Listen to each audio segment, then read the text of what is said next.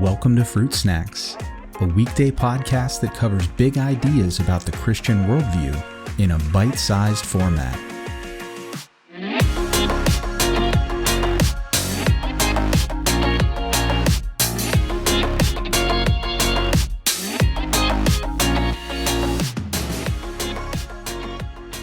Hey everyone, today we're going to wrap up our discussion about this problem verse in Leviticus 20 and just how we should think as Christians about the LGBTQ issues in our culture and the folks that we know and love in our own lives who are part of that culture.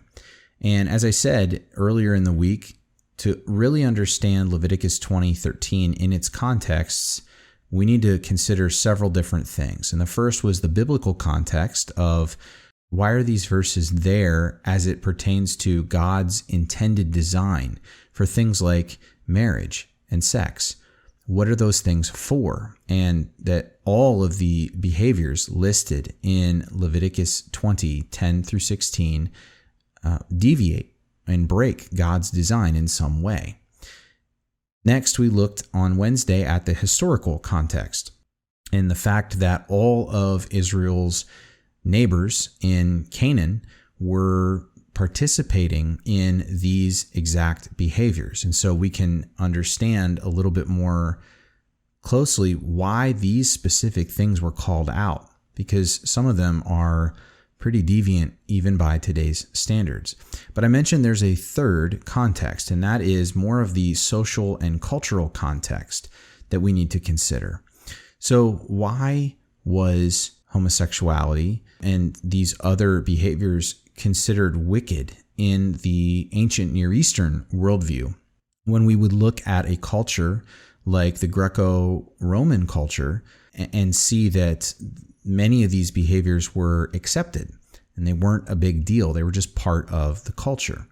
Well, to understand that, we need to go back and look at a seemingly unrelated verse in Genesis 38:9 with this story about Onan, who was killed by God for, quote, spilling his seed.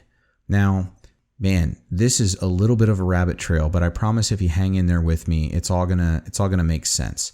Onan was, in this passage, he was a kinsman redeemer, meaning, and we've looked at this topic in other fruit snacks, that he had taken on an optional obligation to create an inheritance and a support system for a widowed sister-in-law of his. His brother had died, leaving his wife, his now widow, basically destitute. And it was a death sentence in that culture for a woman not to have a means to support herself through a husband.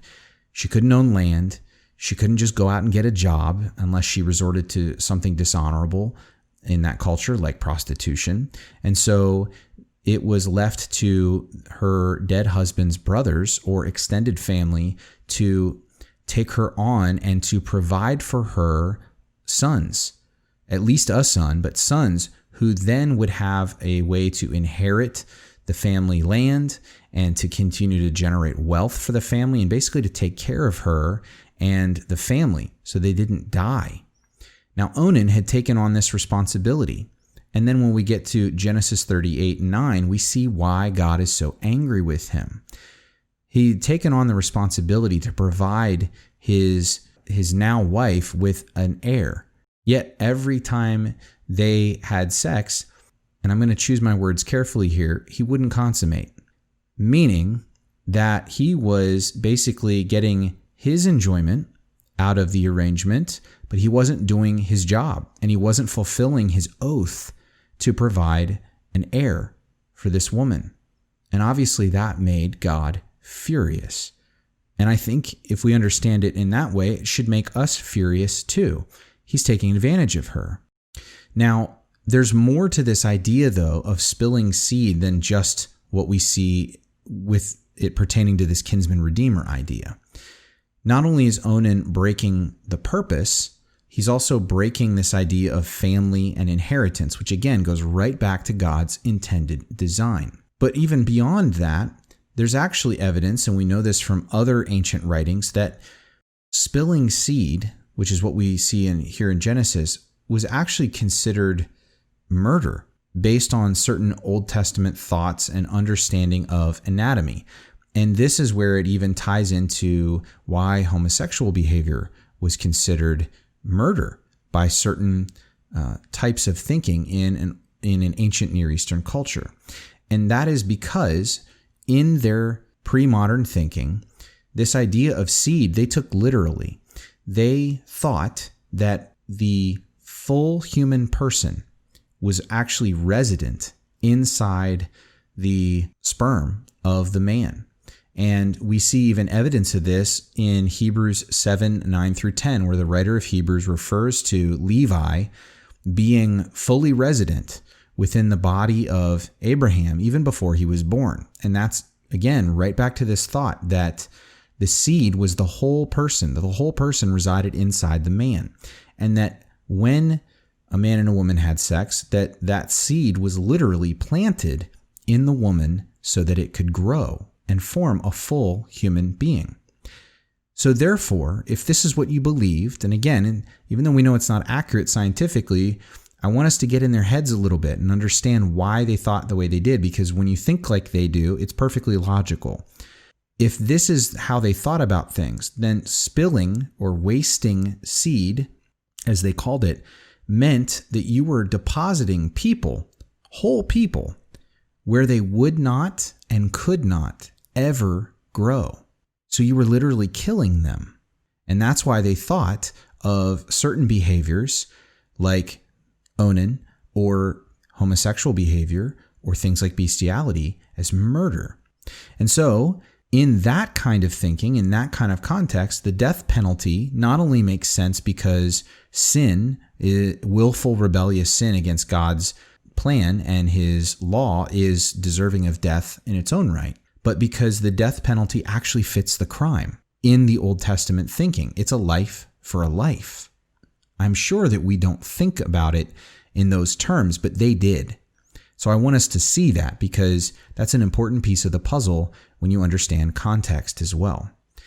So to summarize this whole discussion from this week, when it comes to LGBTQ lifestyle or behavior, any of it, I hope that we've seen within the context of this passage in Leviticus 20 that gay people or homosexuality is not actually the focus of this passage at all. This passage is about any sexual choice or behavior or decision that falls outside of God's intended design and purpose. And while the consequences, practically speaking, of these different kinds of behaviors or choices might differ, the badness, quote unquote, of them doesn't. And so as Christians, when we look at homosexuality as a sin, we're not wrong to look at it as a sin, but we are wrong if we treat it as any different or worse than any other sexual sin that deviates from God's intended design and plan. And so as Christians, this is a challenge for us really to be consistent with Scripture and to be consistent in how we treat others and in what we believe. If we believe that God's design is what it is, then we should be just as willing to call living with a boyfriend or girlfriend in a heterosexual relationship as sinful and as much breaking of God's intended design as any other type of sexual sin. So I hope that this helps us understand and unpack the context, the full context of a passage like this. And it also helps us answer some of these hard questions, because I think when we understand it, it should give us a more firm understanding of what God's intended purpose for these things are, and that we as humans don't get to just decide that something God made for a certain purpose could or should be used in any other way.